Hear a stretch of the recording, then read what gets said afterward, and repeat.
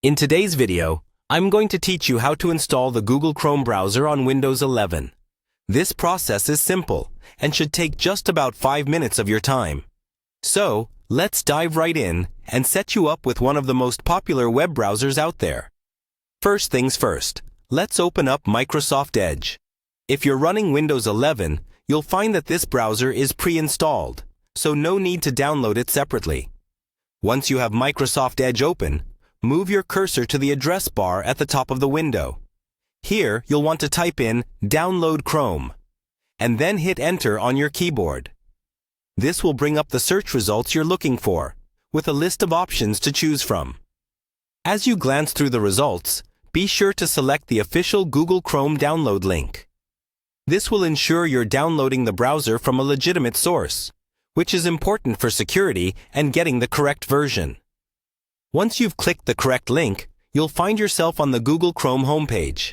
Here, you'll see a clearly marked button that says Download Chrome. Go ahead and click that button. What this does is it initiates the download of the installation file to your computer, typically named Chrome Setup.exe. You'll want to watch for this file to finish downloading, which should appear at the bottom of your Edge window.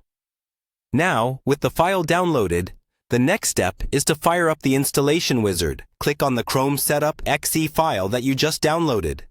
It will prompt open, showing you that the installation process is ready to begin. At this point, you may see a prompt from the User Account Control, or UAC for short.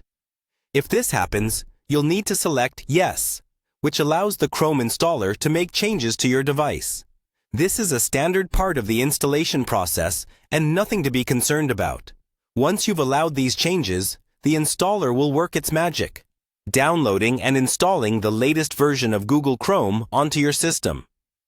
You should see a progress bar or similar indicator to let you know how things are going.